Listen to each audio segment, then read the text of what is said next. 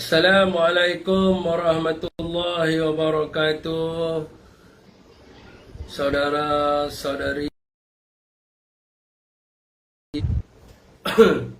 salam sejahtera kepada semua. Saudagar Kejora, waalaikumsalam. Abang Anwar Rizal, waalaikumsalam. Ron 97, Muhammad Syarul, waalaikumsalam. Irham Imran, hidup Tora, waalaikumsalam. Pak Long, Muar, Azmizam Ahmad, Muhammad Afzan, Azli, Noraini Muda, Irwan Jalil, Zaidnan, waalaikumsalam. Muhammad Taufik, Noja, waalaikumsalam. Hari ini demam sikit. Manong Mari, waalaikumsalam. Nuruddin Yahya, Syamdek Narong, Tebing Kasih, MK Singri, Airil, Khabar Baik, Hamilah, Muazzaza, waalaikumsalam. Zuri, waalaikumsalam. Sempat juga bergambar Yasir Arafat, terima kasih Syed, alhamdulillah, waalaikumsalam. Saya demam terus malam. Ismail, waalaikumsalam. Islam Muhammad Asyik, waalaikumsalam. Balik-balik tu panas badan tu. Anak cucu Tok Adam, waalaikumsalam. Ayub Tasik Cini, waalaikumsalam. Hairul Amri Abdullah, waalaikumsalam. Hairul Aslili, waalaikumsalam. Saya ada, sebelum kita mula tu, saya ada up satu video tuan-tuan di saya punya semua platform media sosial saya lah.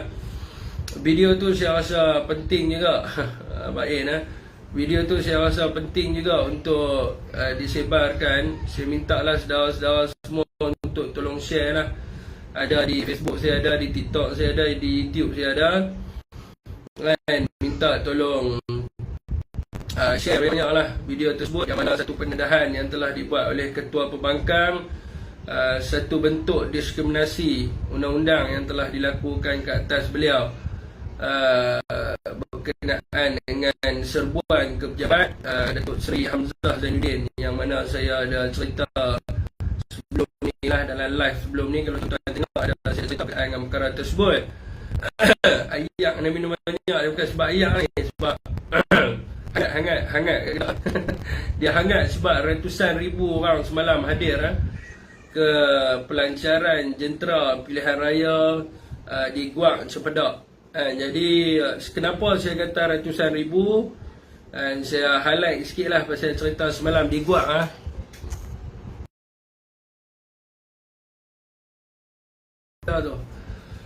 Kenapa saya kata ratusan ribu saudara-saudara, dia sangkut-sangkut sikit. Sekarang ni okey dah kot. Tadi tu sebab tadi tu sebab suara saya, bukan sebab FB Waalaikumsalam, dan siapa yang memberi salam Kenapa saya kata ratusan ribu tuan, sebab di dalam Padang semalam, MB kata lebih kurang ada 50,000 orang dalam Padang semalam. Tapi semalam saya keluar awal, jadi saya keluar awal, saya keluar lepas maghrib tu, lepas maghrib tu saya keluar. Jadi saya nampak situasi di luar. Jadi situasi di luar daripada kawasan Padang tu tuan-tuan, bermula daripada simpang 3 Dewan Serbaguna Guak Cempedak tu, nak ke hala balai polis Guak tu, di apa dia panggil, ada stesen minyak satu belah kanan tu, naik ke atas. Tuan-tuan boleh tengok sendiri, berjuta pula dah, bersepah orang budak-budak motor, rakan-rakan kita, sahabat-sahabat kita, rider-rider. Lepas tu kita ada kereta-kereta yang bersusun, yang tak boleh nak masuk ke kawasan tersebut, beratok panjang sampai ke depan balai polis Guak sana. Jadi belah kiri, saya tahu tu sebab kami pergi isi minyak sana. Lepas tu kami ke kiri tu hala ke Gunung Jerai, ke kaki Gunung Jerai tu. Bermula daripada simpang berjuta tu, teringat tu Abah Aspirasi, bermula pada simpang 3 tu, naik ke atas ke Gunung Jerai tu. Allah, tuan-tuan boleh tengok lah, bersepah orang sampai ke Masjid Gurun sana tu. Jadi saya agak familiar di sana sebab saya pernah duduk di Mata dulu, di Pondok Mata. Jadi tuan-tuan boleh tengok lah orang ramai gila. Memang tak tahu nak kata lah kan, sambutan yang sangat hebat yang telah pun diberikan kepada Yang Amat Berhormat Menteri Besar Kedah kita. Jadi petang tu saya pergi makan gulai batang pisang di Sungai Pau. Kali pertama saya turun di Sungai Pau, sebab MB selalu sebut saya orang Sungai Pau, mereka tak mau terima saya, jadi saya pun pergilah di Sungai Pau, Masjid Sungai Pau. Sedap gulai batang pisang dia, sampai batang pisang dia semua hilang. Tapi saya tak ada nak makan nasi. Okey tuan-tuan, jadi hang pasang kipas Kafi, bunyi kipas kuat sangat. Ya betul, kipas tak buka kipas panas aku tak ada aircon balik ni. YM Raja Petra pun ada di sini. Jadi di Kedah ni kita nampak gayanya mereka ni tidak akan berjaya lah untuk orang kata apa, untuk mengambil alih negeri Kedah. Okey tuan-tuan, jadi saya cerita sabar sedikit lah tentang guak semalam. Jadi saya juga nak minta lah saudara-saudara semua untuk pergi share video yang saya baru letak dekat dalam Facebook, yang mana ucapan Ketua Pembangkang semalam. Kat TikTok ada, Facebook ada, YouTube semua. Minta tolong semua sharekan untuk menunjukkan bahawa berlakunya penindasan ke atas Ketua Pembangkang kita. Saya nak hurai sikit lah berkenaan dengan perkara tersebut, sebab saya merujuk kepada Criminal Procedure Code CPC, Akta SPRM dan juga Perlembagaan Persekutuan. Jadi dan juga pengalaman saya sendiri sebagai anggota PDRM selama daripada 2012 hingga 2019.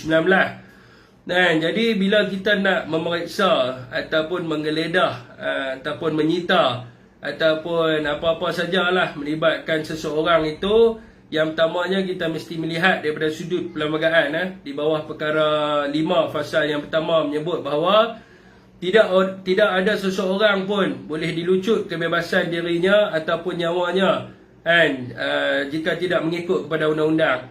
Maknanya tak boleh lucut kebebasan diri seseorang tu tanpa mengikut kepada undang-undang lah. Jadi bagaimana undang-undang kata? Undang-undang kata bahawa boleh periksa, boleh geledah jika seseorang itu disiasat di bawah sesuatu kesalahan jenayah. Dia tak boleh, orang tu kita tak tahu sama ada dia buat jenayah ataupun tak, ataupun kita sengaja untuk tiba-tiba pergi ambush rumah dia, pergi ambush pejabat dia, lepas tu mencari kesalahan. Tak boleh, itu bukan tugas pegawai kuasa. Tugas pegawai kuasa adalah dia bertindak atas laporan dan juga atas sesuatu kesalahan yang dia tahu. Jadi kalau tak ada kesalahan, PP ambush, menjatuhkan maruah, mencemarkan imej seseorang, dalam masuk dalam pejabat dia, maki dia dan sebagainya, lepas tu keluar tanpa ada kesalahan. Itu adalah satu dipanggil sebagai penindasan hak yang tidak mengikut kepada lunas undang-undang, tidak mengikut kepada perlembagaan dan sebagainya. Jadi itulah yang berlaku kepada Datuk Seri Hamzah Zainuddin, yang mana dia adalah Ketua Pembangkang, yang dia sendiri bagi tahu dekat dalam ceramah dia bahawa mereka cuba untuk mencemarkan imejnya dan mereka cuba untuk menjatuhkan reputasi dia dengan cara yang sebegitu. Jadi kita nampak ini adalah perancangan. Kerana apa? Kerana tuan-tuan boleh tengok sendiri selepas sebelum Datuk Seri Hamzah Zainuddin buat ucapan semalam, Cyber Trooper Pakatan Harapan telah pun memainkan isu konon-kononnya Datuk Seri Hamzah Zainuddin di ambush telah dipanggil kerana dia telah pun buat satu kesalahan SPRM dan sebagainya, kerana adanya kebocoran maklumat berkaitan dengan serbuan tersebut. Saya sendiri pun tahu daripada room Pakatan Harapan yang cerita tentang pejabat Datuk Seri Hamzah kena ambush. Saya pun tidak tahu tentang pejabat dia kena ambush sampailah saya tanya kepada pegawai dia. Jadi macam mana Cyber Trooper Pakatan Harapan boleh tahu lebih awal? Dan benda ini tidak dilaporkan kat dalam berita, tak ada lapor dalam berita. Sebab mereka tak jumpa apa-apa, takut mereka malu lah, so mereka tak pilih cerita kat dalam berita. Jadi Cyber Trooper Pakatan Harapan lebih tahu pula, lebih awal tahu pula. Jadi ini menunjukkan satu perancangan untuk menjatuhkan reputasi dan imej beliau sebagai Ketua Pembangkang. Jadi perkara seperti ini tidak seharusnya berlaku. Jadi perlu memastikan, macam isteri saya lah, isteri saya bukan ada buat kesalahan apa pun. Tiba-tiba dan klinik dia tu bukan tempat simpan duit. Dan tiba-tiba dia orang pergi masuk dekat dalam klinik, ke dekat mana tempat dia bekerja, dan mereka menyerahkan notis kepada dia di hadapan dengan doktor semua ada di situ. Lepas tu dia turun di bawah dengan orang ramai serah notis. Isteri saya buat kesalahan apa?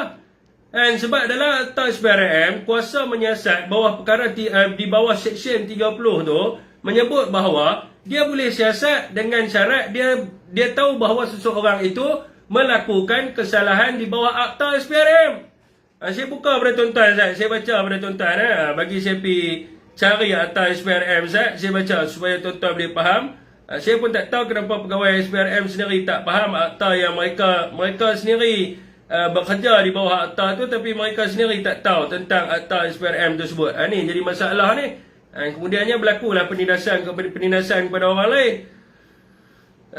Saya baca 30 dia kena bagi tahu kesalahan yang kita buat. Macam isteri saya dipanggil. Last kali bila peguam saya hantar surat, hantar surat pergi tanya sebab apa dia panggil. Oh tak jadi, tiba-tiba cancel. Oh kita tak jadi ambil keterangan dia. Macam tu pula. Jadi bawah Seksyen 31 kuasa untuk memeriksa orang. Ni saya baca ni atas SPRM, tuan-tuan dengar. Seseorang pegawai Suruhanjaya yang menyiasat sesuatu kesalahan di bawah akta ini, dia mesti siasat kesalahan di bawah akta ni, akta SPRM. Macam saya kenal lagi best. Dia kata dia boleh siasat semua. Dia boleh siasat bawah kanun kesiasaan, dia boleh siasat bawah SKMM, dia boleh siasat semua akta di Malaysia adalah di bawah SPRM. Saya kenal dengan pegawai tu. Dia kata dia boleh panggil saya. Kalau saya melakukan kesalahan SKMM pun dia boleh siasat saya. Kalau saya buat kesalahan kan, saya tak buat kan, dia boleh cas saya bawah kanun kesiasaan. Tapi akta SPRM disebut di sini kuasa untuk memeriksa orang. Maknanya pegawai SPRM lah. Pegawai SPRM boleh memeriksa orang adalah apabila dia menyiasat sesuatu kesalahan di bawah akta ini. Apa kesalahan yang telah dibuat oleh Datuk Seri Hamzah Zainuddin? Ini kita nak tanya, dia siasat bawah apa? Memberi rasuah ke? Menerima suapan ke? Ataupun apa kesalahan yang dia buat? Jadi dia mesti back kepada law, tuan-tuan. Saya masa anggota lu kita ada belajar law sikit lah. Ada tafsiran dalam bahasa Latin. Dia panggil sebagai interpretation hazard in claris. Apa sahaja interpretasi undang-undang yang menulis sedemikian tidak boleh ditafsir keluar pada konteks dia. Kalau kata dia bagi tahu kata bahawa dia hanya boleh disiasat di bawah kesalahan di bawah akta SPRM, dia kena nyatakan. Jadi dekat sini dia sebut memerintahkan mana-mana orang supaya hadir di hadapannya bagi maksud diperiksa secara lisan berhubung dengan apa-apa perkara yang mungkin dapat pada pendapatnya membantu dalam penyiasatan kesalahan itu. Dia boleh panggil orang untuk ambil statement, dia boleh request orang untuk datang di hadapan dia, di pejabat dia, tapi dengan syarat adalah untuk membantu penyiasatan terhadap kesalahan. Apakah kesalahan yang telah dibuat?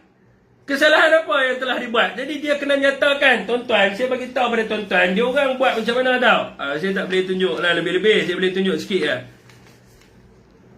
Anda disiasat di bawah akta SPRM. Apa kesalahannya?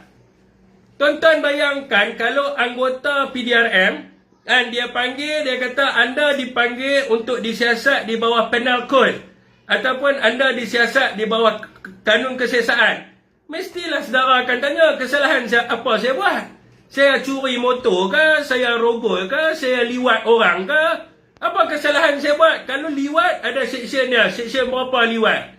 Kalau saya liwat orang, saya boleh kena tuduh di mahkamah kerana meliwat. Lepas tu apa? Kalau saya curi, dia ada banyak curi. Curi dalam rumah, curi luar rumah, curi kenderaan bermotor. Apa seksyen yang ada? Ni kita sembang tentang kanun kesiasaan. Sama juga dengan akta-akta yang lain. Sama juga dengan akta-akta yang lain. Apa kesalahan yang dibuat? Dia mesti nyatakan spesifik what is the kesalahan yang telah dilakukan oleh orang tu sebelum dia boleh panggil. Sebagai contoh, dulu lawan sekarang kawan. Sebagai contoh, kalau kata SKMM, dia panggil. Saya tanya dia keluar notis kat saya. Tengok SKMM betul lah, kita tak boleh hari ni lah kan.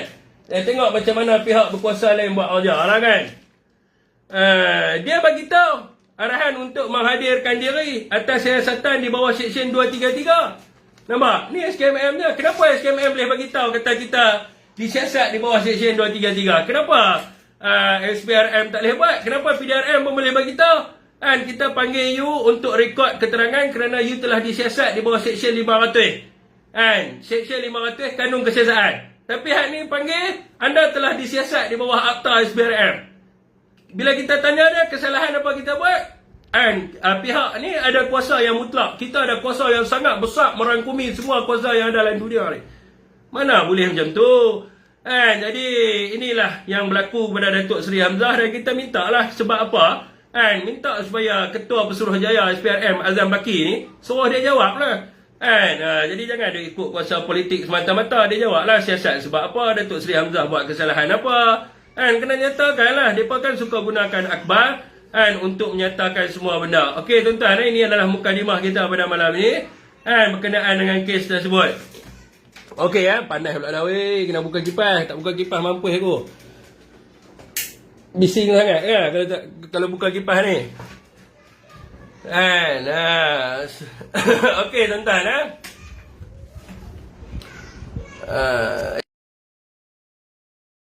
KP dia mengawut daripada dulu. Dulu Lim Kit Siang kata kita kena tukar. Rafizi kata tangkap Azam Baki. Lah jadi kerajaan pada. Sembang lah ni jadi kerajaan kita guna.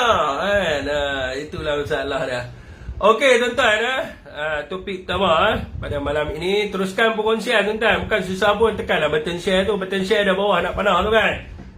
Nak panah tu share seantero dunia, grup WhatsApp, Telegram, apa-apa saja share kat Azam Baki pun tak apa, tak ada masalah apa. Di FB ada button share, tekan button, tekan semua share kepada grup, tak ada masalah apa. Di YouTube pun sama, share seantero dunia. Tangkap dan lantik semula ya perjuangan dia apa. Rafizi kita apa? Kita tangkap lantik semula. Itulah kita tengok pemimpin yang mana tak naik notification sebab tu kena share. Sebab rakan-rakan kita dia tak tahu. Komen tentang convention hari ni ya. Saya baru nak komen tentang convention. Hang tahu mana? Hang macam boleh baca aku punya point Di Convention Nasional Kerajaan Perbanduan Kerajaan Perpaduan 2023 pada hari ini, Bang Non kita mengatakan bahawa beliau berjaya menarik pelaburan daripada Amazon Web Service ataupun AWS, yang mana dikatakan bahawa AWS ini minat untuk melabur kerana kerajaan hari ini adalah kerajaan Madanon yang dipimpin oleh beliau. Jadi tuan-tuan, ini adalah satu penipuan yang nyata. Ini hanyalah klaim kredit semata-mata sedangkan tak buat apa-apa. Jadi saudara, penipuan yang nyata ini apabila mereka kerajaan hari ini tidak membuat apa-apa kerja. Selain daripada penganjuran rumah terbuka dan convention yang membazir duit rakyat, yang ala-ala kempen politik, dengan membazirkan wang rakyat. Jadi kerja lain mereka tak buat, betul kerja mereka adalah klaim saja. Pelaburan Amazon Web Service ataupun AWS ini secara faktanya bermula daripada sejak zaman Datuk Seri Azmin Ali semasa beliau menjadi Menteri MITI dahulu, di mana kerajaan yang terdahulu rakyat boleh nilai adalah sebuah kerajaan yang sibuk bekerja untuk rakyat, yang committed bekerja untuk rakyat dan dia tidak membazirkan wang rakyat. Pelaburan ini melibatkan nilai keseluruhan 25.5 bilion. Sebagaimana yang diumumkan oleh Anwar Ibrahim tu, betul lah jumlah tu. Tapi persoalannya sejak bila kerajaan Madanon ini pergi ke Seattle? Sejak bila dia pergi sana? Sejak bila dia close dengan Amazon ni? Jadi Anwar ini kalau tuan-tuan tengok semenjak dia jadi Perdana Menteri, dia hanya pergi ke Kemboja, pergi ke Brunei, pergi ke Indon serta negara-negara Asian yang lain. Sebab negara-negara Western ataupun negara Barat ini tidak menerima bekas banduan pesalah rasuah dan salah guna kuasa. Itu hakikatnya. Mana dia ada pergi ke US, mana dia ada jumpakan dengan Amazon dan sebagainya. Jadi macam mana pula dia kata dia yang bawa? Datuk Seri Azmin Ali telah pergi ke US pada 18 Mei 2022. Sebagaimana yang dilaporkan di dalam The Star yang bertajuk Azmin Ali, Amazon Web Service expected to make major investment in Malaysia. Tajuk dia, Azmin Ali, Amazon Web Service expected to make major investment in Malaysia to develop data center. Inilah yang Azmin Ali telah close semasa dia jadi menteri. Dan semasa Azmin Ali di US juga, dia juga berjumpa dengan syarikat Microsoft dan juga syarikat ni, MX, yang mana dikatakan akan mengimport sarung tangan plastik daripada Malaysia. Keseluruhan keseluruhan pelaburan ini menyediakan hampir 500,000 peluang pekerjaan menjelang 2024 jika Perikatan Nasional memerintah. Tapi kalau sekarang ni daripada perintah, kita pun tak tahulah. Tapi hakikatnya apa yang diumumkan di dalam konvensyen itu hanyalah sekadar gula-gula kepada mereka-mereka yang bloody fool. Sebab orang yang sokong Pakatan Harapan ni otak tak ada, dia tak erti check. Dan bila Anwar cakap, kita telah pun mendapatkan pelaburan yang besar, saudara, daripada syarikat AWS berbilion-bilion ringgit, maka mereka pun kata, Papa lah yang terhebat, Papa. Dan padahal dia hanya umum semula.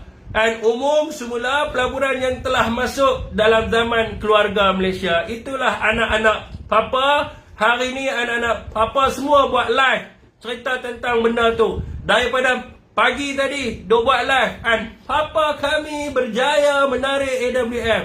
Bapa kami berjaya menarik 25.5 bilion pelaburan. Itulah kepala bapa sungguh. Bab kata MB Kedah kerja tak buat, kerja lain claim saja. Itu yang mereka buat. Lepas tu apa lagi tuan-tuan? Isu semasa hari ni. Saya tanya, Lobak Man tu duk ratik Papa sekali lagi ya.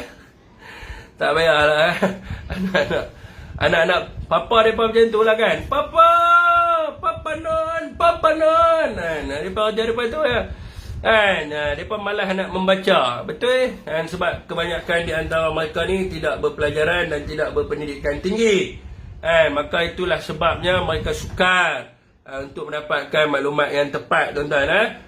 Okey, yang keduanya hari ni, mereka duk cerita tentang kerajaan akan bertahan, kerajaan akan ni dan sebagainya. Tiba-tiba ada seorang wakil dalam konvensyen tersebut yang bernama Datuk Jo, dikenali sebagai Datuk Jo ataupun nama penuh YB Johari Abdul Ghani. Beliau mengatakan apa, tuan-tuan? Tetapi tidak dilaporkan lah kan. Ada lapor satu surat khabar ayat. Yang lain tak mau lapor. Yang lain semua kata, kita kekal apa semua. Datuk Jo kata apa? Datuk Jo kata kerajaan hari ni akan tumbang. Nampak pergi tengok ucapan dia. Dia kata kerajaan hari ni akan tumbang jika tidak menjaga kepada 4 aspek utama ekonomi rakyat. Yang lain semua duk cerita ekonomi bagus, Abang Non bagus kan. Orang UMNO pun duk reformasi semua duk kira inilah kira bagus. Tiba-tiba Datuk Jo datang dan sampai Anthony Loke tengok macam ni. Anthony Loke kata haram jadah betul. Tiba-tiba Datuk Jo kata kerajaan hari ni akan tumbang, akan ranak, dia kata, jika tidak menjaga 4 aspek ekonomi rakyat. Apa bendakah yang disebut oleh Datuk Jo?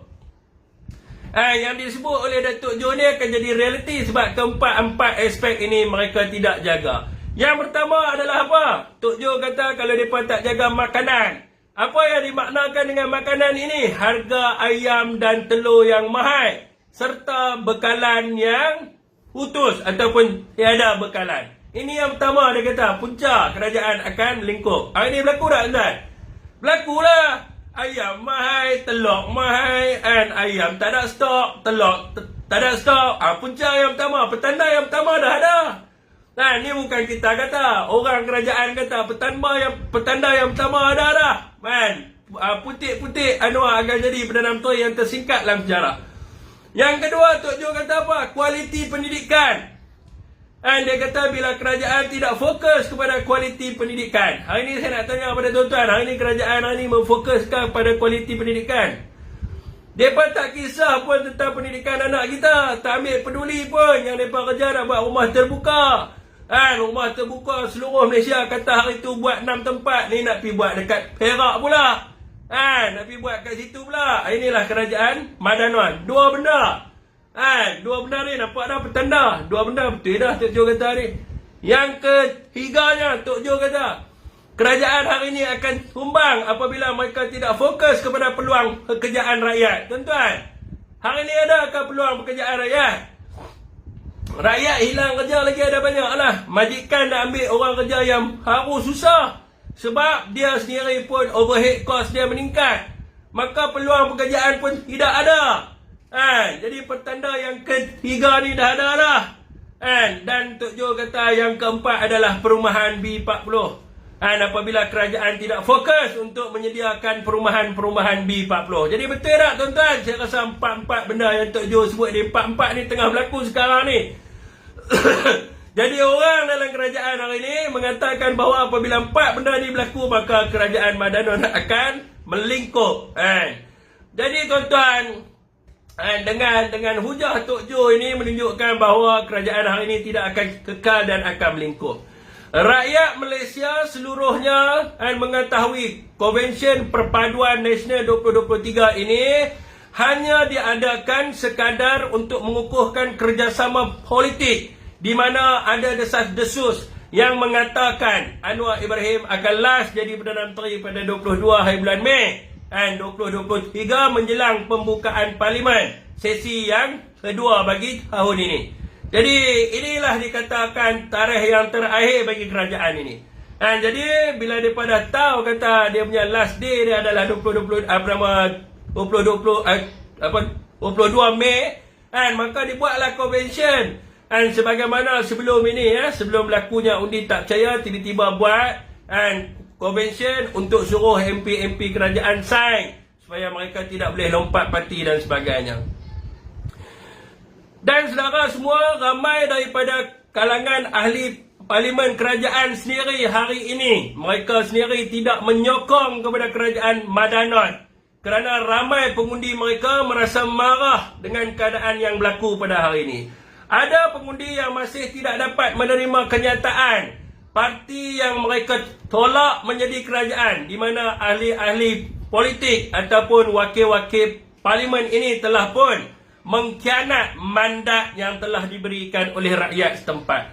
Sebagai contohnya tuan-tuan, rakyat di Sabah dan Sarawak menolak Pakatan Harapan dan semua kursi Pakatan Harapan melingkup. Tiba-tiba ahli parlimen mereka bersekongkol dengan Anwar Ibrahim dan membentuk kerajaan pada hari ini.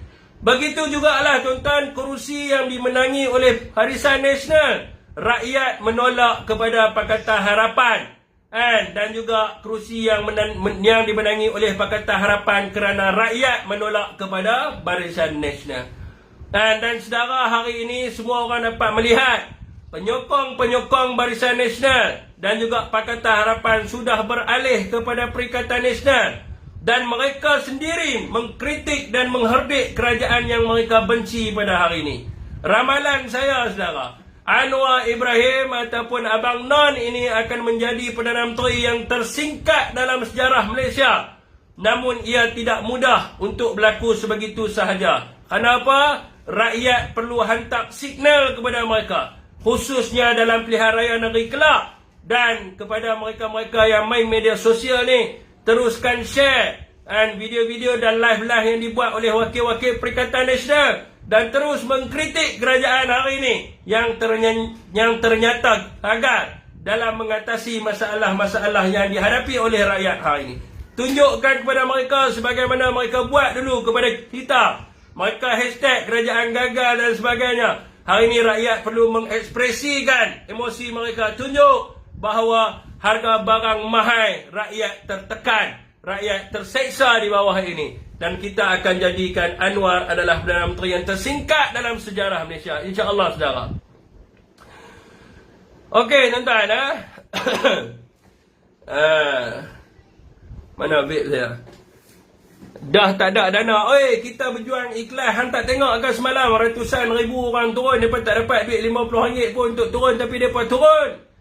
Kami tak perlukan RM50 untuk kami pergi mengundi. Kami tak perlukan dana untuk pergi dalam pilihan raya, kerana pejuang-pejuang di kalangan Perikatan Nasional ini adalah para pejuang fisabilillah yang mereka ini berjuang dan berjihad kerana Allah Subhanahu Wa Taala, bukan kerana wang ringgit macam walanon dan juga apa walahid. Walahid itu adalah pentaksub kepada Zahid Hamidi. Kita letak nama mereka untuk malam ini, tuan-tuan. Saya bagi tahu kita panggil mereka sebagai walahid.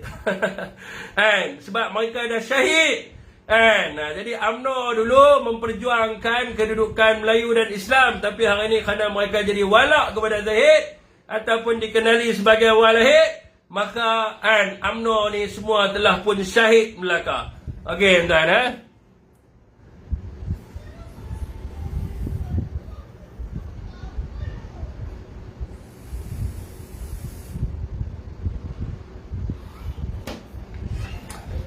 Kalau wanita UMNO kita panggil sebagai walahid tit. Walanon, walahid. Okey, dah. Ingat benda tu, walanon dan walahid. Start pada hari ni, kita mainlah walahid, walanon ni. Walanon ni pentaksub kepada Anwar Ibrahim. Walahid ni pentaksub kepada Zahid yang telah pun syahid daripada perjuangan mereka. Jadi hari ni Zahid kata pasangan yang dia kata lebih baik kahwin paksa. Dia terima hakikat bahawa perkahwinan mereka adalah perkahwinan paksa. Dia kata lebih baik daripada kecurangan yang berlaku dalam rumah tangga. Saya nak tanya kepada puak-puak walahid ni, siapa curang? Siapa yang curang? Si isteri ataupun si suami? Si isteri ni adalah geng-geng walahid lah. Si isteri ataupun si suami, terang-terangan rakyat seantero Malaysia nampak bahawa yang curang itu BN kerana mereka dibelenggu dengan kes mahkamah, bukan PN. Rakyat boleh menilai BN meninggalkan Perikatan Nasional kerana kita tidak mahu beri jawatan kepada mereka, kerana kita tidak mahu menggugurkan kes mahkamah kepada kita. Jadi mereka rasakan lelaki yang baru yang hadir dalam hidup mereka. Walanon datang jumpa mereka, Bang Non jumpa, tak apa, suami yang tak mau dengar cakap hang ikut aku. Jadi mereka curang, tuan-tuan. Mereka curang di saat kita di Perikatan Nasional kita nak didik UMNO BN ini supaya menjadi isteri yang solehah supaya takut kepada Allah. Jadi mereka terpengaruh dengan Banon, jadi mereka curangkan kita. Sebab mereka rasa Anwar boleh tolong mereka. Dan telah pun terbukti rakyat di Malaysia tengok, Zahid Hamidi diberi jawatan, dilantik sebagai Timbalan Perdana Menteri. Dan rakyat juga selepas ini boleh melihat beberapa kes di mahkamah akan digugurkan kerana sokongan mereka kepada Anwar Ibrahim. Mereka lah yang curang dengan kita, saudara semua. Semasa Barisan Nasional berkahwin dengan Perikatan Nasional, mereka ni bukan isteri yang baik. Banyak kesalahan yang mereka buat di masa yang lalu.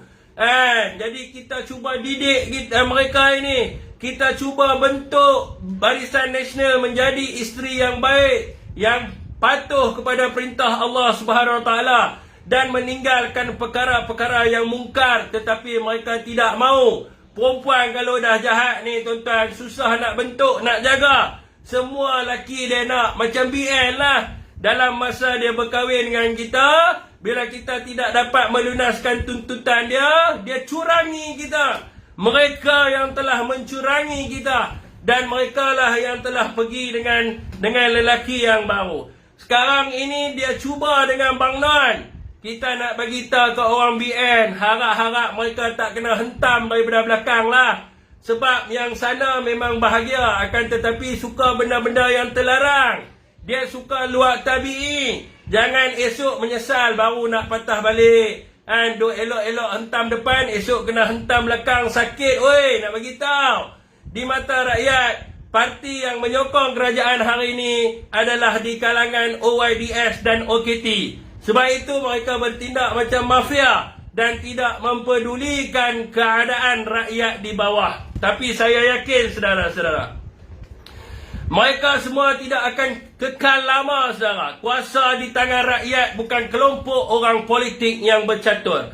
Rakyat akan tumbangkan mereka di 6 negeri, insya-Allah, berkat usaha yang gigih dan pengorbanan daripada kalangan semua orang daripada Perikatan Nasional. kita akan berjaya. Tapi syaratnya, kenalah bermula daripada sekarang. Orang tua-tua dulu pesan kat kita, sediakan payung sebelum hujan. Sebab kalau dah hujan, baru nak cari payung, susahlah nak menang. Dah basah dah pada waktu itu.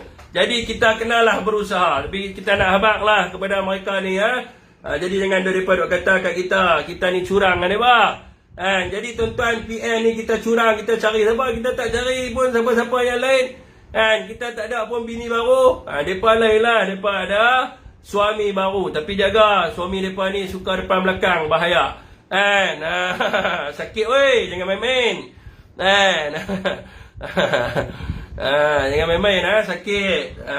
Sakit kena sakit, apa pun tak dapat. Okey, soalan Macam dah lari kepanasan.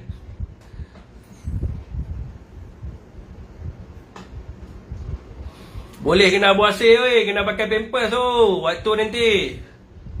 Jaga-jaga tengok comel duk reformasi je, satgi depa duk party macam ni Dah lah dalam no tu semua badan semua elok-elok semua, bukan comel-comel. Nak kempen esok jangan lupa beli pampers. Kalau tak beli pampers, naya. Takut jadi dekat dalam PDM. Esok kat PDM kena tangkap. Okey apa? Lewat masuk PDM. Okey tuan-tuan. Bayangkan PAS keluar PN. Betul ke PAS nak keluar PN? Kita tanya orang PAS di sini. Betul ke PAS nak keluar PN? Pik musim pergi mana? Tak tahu nak kata honeymoon kot. Pampers pun boleh pecah. Pampers boleh pecah, nanti kita jual kat depan kawat besi yang jenis bubuh mangga tu. Kena seal. Oi, kalau kata ni saya nak bagi tahu lah ibu bapa ni, kalau anak-anak bagi tahu dia nak jadi jentera pilihan raya Madani, kena beli dekat dia kawat besi. Kalau dia tak pakai kawat besi, saya takut dia habaq kat mak dia keluar nak pergi pacak bendera, satgi dia yang dipacakkan bendera. Ibu bapa di sini berhati-hati. Saya bukan nak buat cerita, tapi benda pernah berlaku. Benda pernah berlaku. Jadi jaga-jaga, dia habaq mak nak pergi pacak bendera, mereka bagi duit. Takut satgi anak balik bersepah tonggek, cik kena pacak bendera. Jaga-jaga. Jaga-jaga nak jadi nak pergi pacak tiang bendera. Jaga-jaga ibu bapa di Selangor semua ni, kalau anak abang macam tu kena jaga. Bagi tahu kat dia, adik nak keluar boleh. Mereka nak bayar duit boleh, tapi kena pakai ni. Bagi kat dia bosil. Bagi dia pakai tu bosil buah mangga. Bagi mereka tak boleh buka. Kalau mereka boleh buka, lagi takut lah kan. Bayar. Daripada nak pergi pecah bendera, dia kena pecah bendera. Okey tuan-tuan. Cik-cik pergi kuat ni melalak. Salam ni, waalaikumsalam. Jamaah raya saya keluar baru ni tak mai. Itulah jauh-jauh nak pergi kena hakim mahkamah nanti. Bakar arang Bakar arang. Siapa dia ni? Ayah Sean ni bakar arang ni. Ini dia kita punya YB bakar arang kita. YB bakar arang kita sudah masuk. Tak kita pergi dah naik. Sat nak habis dah ya, nak habis dah. Mereka kata YB ni akan jadi exco Negeri Kedah tak lama lagi. Bakar arang kita bagi menang, jangan risau.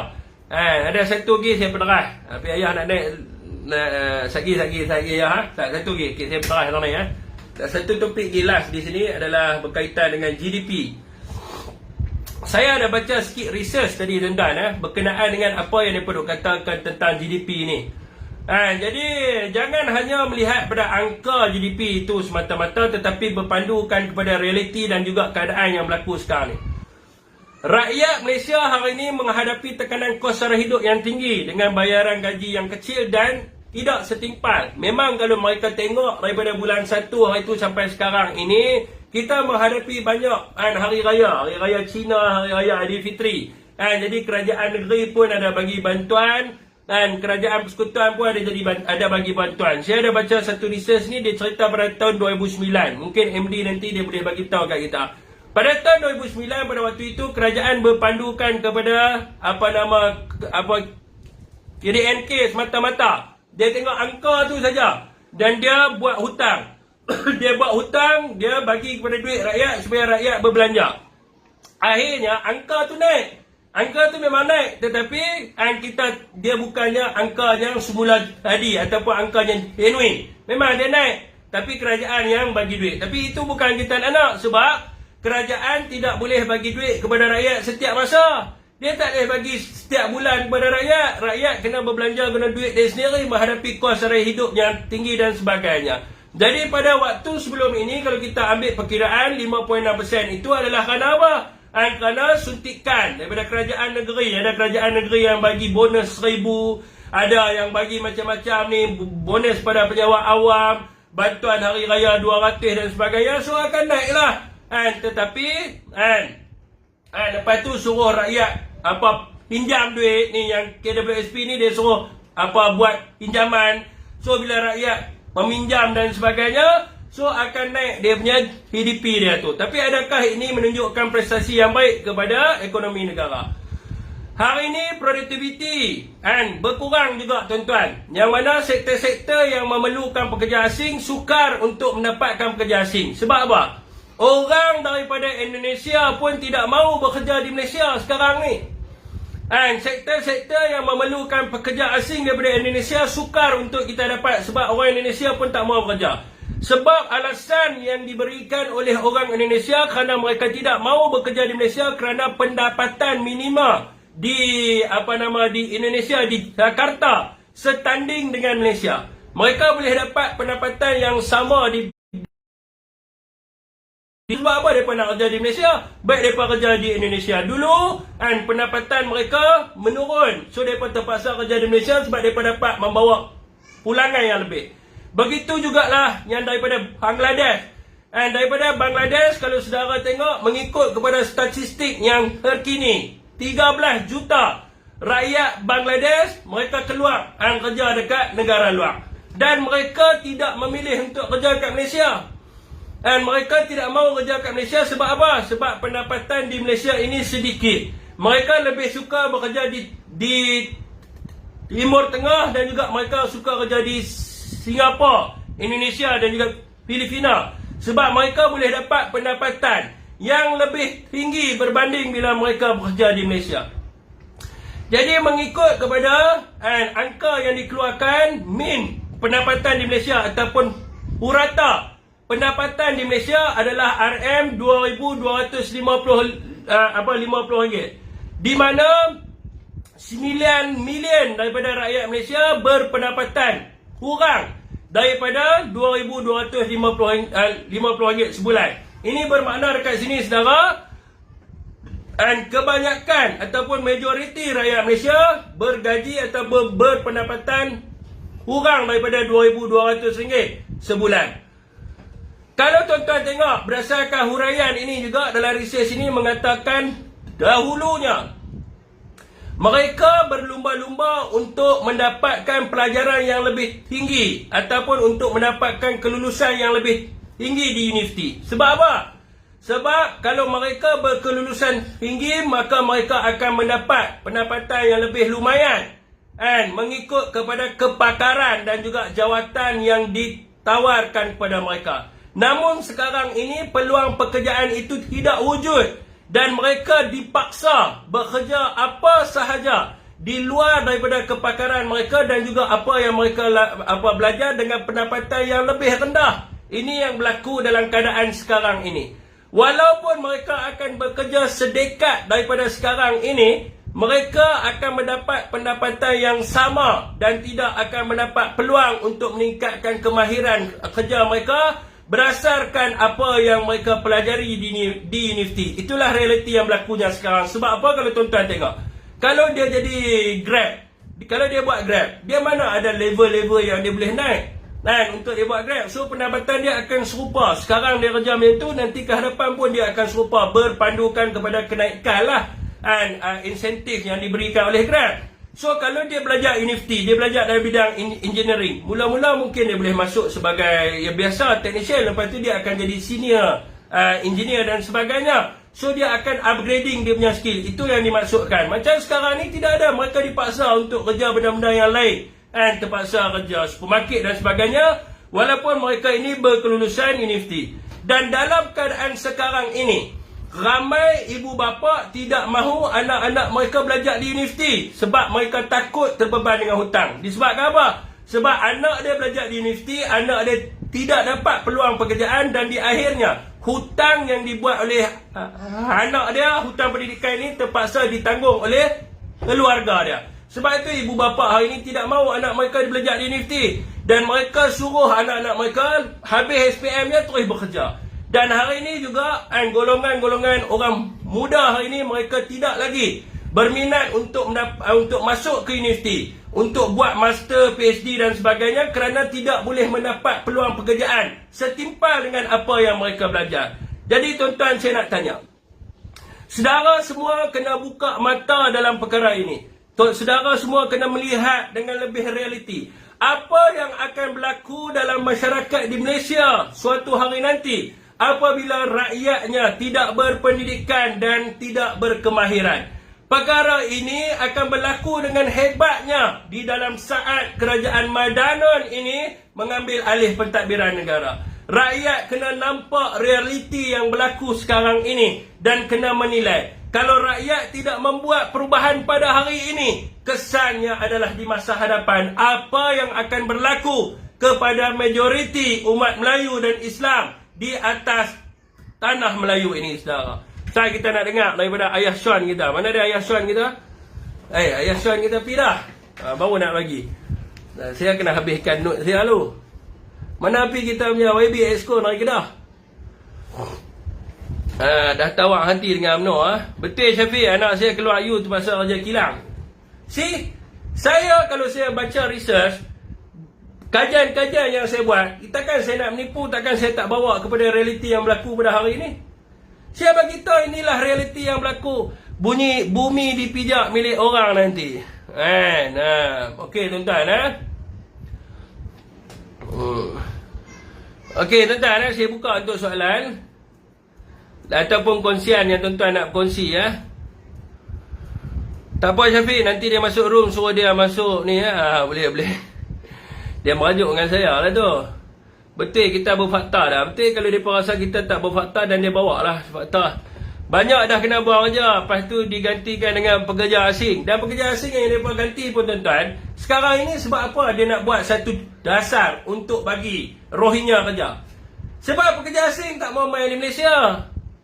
Tuan-tuan, negara kita tidak pernah ratify, dia panggil sebagai Refugee Convention 1957, tak silap saya. Dan juga protokol pelarian. Dia panggil Refugee Protocol 1963. Kita tak pernah ratify benda tu. Dan kita tidak boleh bagi mereka kerja di Malaysia. Mereka cuma boleh main di sini dan transit akan pergi kepada negara yang ketiga. Sekarang ini tengah dibincangkan untuk bagi warga-warga Rohingya yang kerja di Malaysia. Sebab apa? Sebab gagal untuk mendapatkan warga asing. Sebab warga asing pun tak mahu main kerja kat Malaysia. Nak kerja macam mana? Kos sara hidup tinggi, pendapatan kurang. Dia tak mahu main kerja di Malaysia. Jadi itulah realiti yang berlaku, saudara. Kalau tidak masalah pekerja asing ni selesai, tak saya tanyalah orang-orang yang mereka berurusan dengan pekerja asing. Betapa sukarnya nak dapat kelulusan untuk pekerja asing. Dan betapa sukarnya nak bawa pekerja asing masuk. Sebab apa? Mereka tak mahu main kerja. So if kita undi PN, apa mereka akan bawa untuk memperbetulkan keadaan?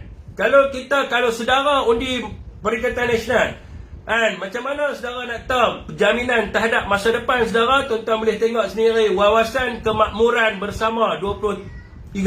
Inilah wawasan kita yang dibawa dalam Perikatan Nasional. Apa yang kita cuba bawa adalah Wawasan Kemakmuran Bersama. Saudara kena baca. Inilah tawaran-tawaran mewujudkan pekerjaan profesional yang seimbang. Contohnya, orang Melayu ni dia tidak bekerja dalam sektor profesional seperti peguam, doktor gigi dan sebagainya. Maka untuk melebihkan supaya orang Melayu pergi bekerja dalam profesion yang tersebut, untuk mewujudkan keseimbangan di dalam provision. Tuan-tuan boleh pergi baca lah.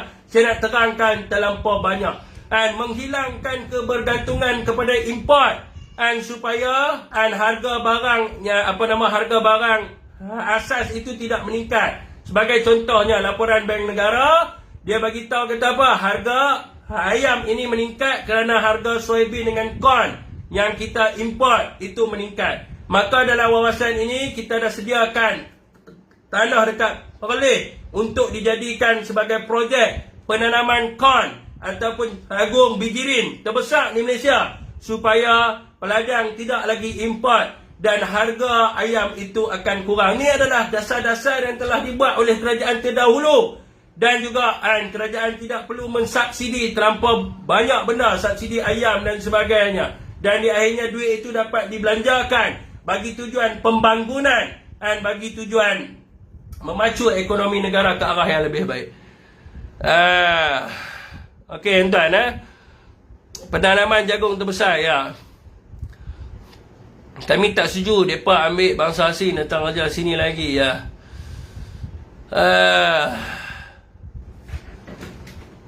Okey tuan-tuan, sekarang ni kalau kita tengok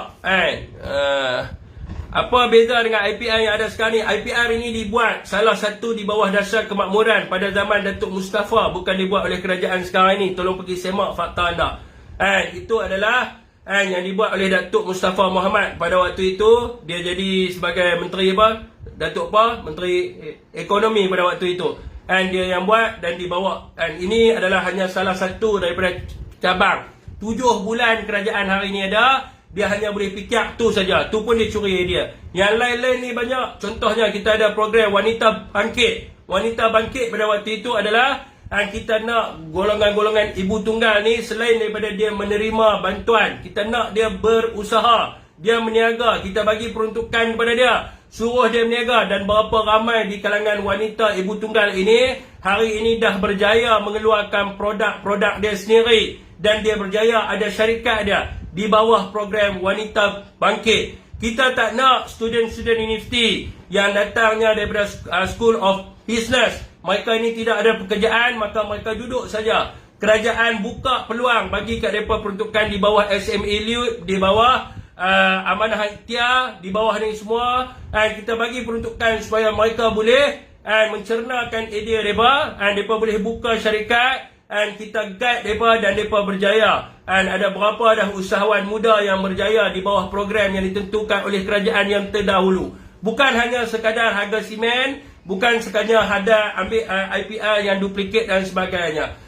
Macam contoh jagung Napier, kita boleh tengok di bawah Ronald Kiandi dulu. Kita bagi grant padanan kepada siapa yang ada tanah yang nak buat penanaman Napier, sekali dengan kita bagi bantuan jentera dan sebagainya. Kita tak buat jamuan rumah terbuka.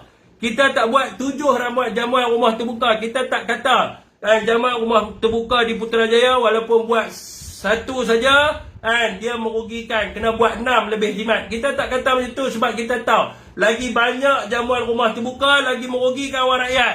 Tapi mereka buat hari ni rumah terbuka sampai 7-8. Tapi insentif bantuan kepada rakyat itu tidak ada. Ini yang jadi masalah. Lepas tu kita buat pada waktu itu, kita bagi program subsidi upah, kita buat program upskilling, reskilling, supaya orang yang bekerja di Takuk itu dia dapat upgrade skill dia, dan di bawah tu dapat kekosongan jawatan itu wujud. Contohnya krani, dia kerja krani, kita bagi dia pergi belajar untuk jadi setiausaha. Bila dia naik jadi setiausaha dalam syarikat tu, maka tempat dia akan berlaku kekosongan, maka orang lain dapat mengisi tempat itu. Jadi itulah yang dibuat. Kalau kita tengok, kita ada program My Future Job, untuk bagi pelajar-pelajar universiti ni kita bagi peluang pekerjaan kepada dia di bawah program My Future Job saja, mewujudkan lebih daripada 250,000 peluang pekerjaan. Lepas itu kita ada program My Step. Pada waktu itu kita nak supaya mereka-mereka ini lepasan universiti bekerja dengan kerajaan. Di peringkat diploma, kita bagi pada mereka RM1,800 gaji. Lepas itu untuk peringkat degree, kita bagi RM2,400 di bawah program My Step. dan kemudiannya ramai di antara mereka yang memohon dengan kepakaran yang ada, yang jadi pegawai takbir diplomatik ada, yang masuk dalam penjawatan awam yang lain pun ada. Jadi dia masuk dalam penjawatan awam, dia dah praktikal, seumpama praktikal lah tu dalam my step tu. Kemudiannya dia terus berkhidmat dalam penjawatan awam dengan kemahiran yang dia ada kerja di di kementerian dan sebagainya. Ini adalah apa yang dibuat oleh Kerajaan Perikatan Nasional yang terdahulu. Sekarang ni anda tanya saya jawab hampir berpuluh program yang kita buat. Saya nak tanya, di bawah Kerajaan Madani hari ini sebut 5 aja selain daripada IPR, bagi kat saya. 5 saja selain daripada IPR. 5 saja saya sebut. Bagi saya 5 aja. Ni, bagi tahu 5 saja program. Umi jangan mute dia, Umi. Baik-baik dia. 5 saja. Bagi tahu saya 5 saja di bawah Kerajaan Madanon hari ini. Boleh tak? Saja yang rakyat nak tahu. Boleh tak? Saya nak tahu 5 ya. 5 apa? 5 rumah terbuka. Tak mahu. Saya nak tahu 5 program untuk rakyat hari ini.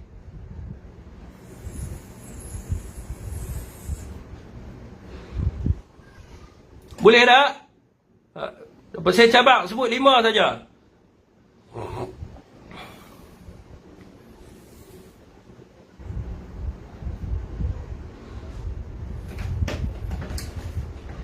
Boleh bagi tak kat saya 5 saja? Oh, tak boleh bagi ke? Susah nak sebut, sukar kan? Sebab apa? Sebab inilah penunjuknya bahawa kerajaan hari ini tak buat apa-apa. Kan? Penunjuknya adalah kerajaan hari ini tak buat apa-apa, hanya dia sebut tentang nak basmi kemiskinan Tegar dan sebagainya. Kita nak tanya apa yang mereka buat untuk membasmi kemiskinan rakyat itu.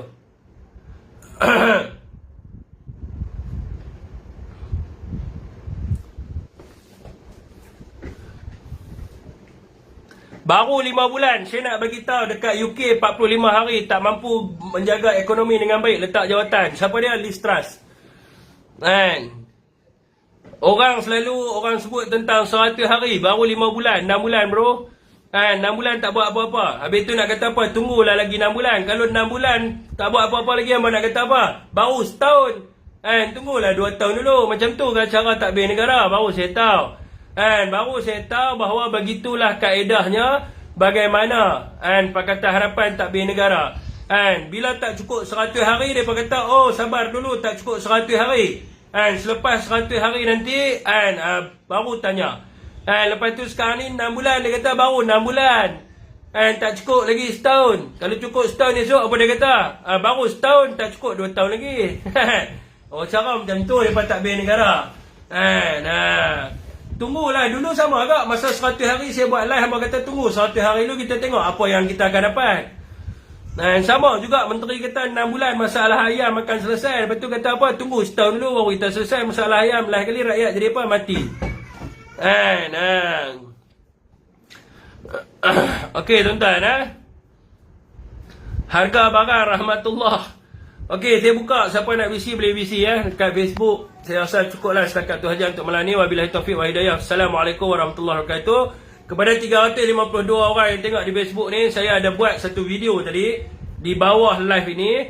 Saya minta saudara untuk tolong share video ini supaya kita desak Anwar jawab apakah yang dia telah buat tindakan yang salah terhadap Datuk Seri Hamzah Zainuddin. Saya minta yang ada di sini semua tolong share.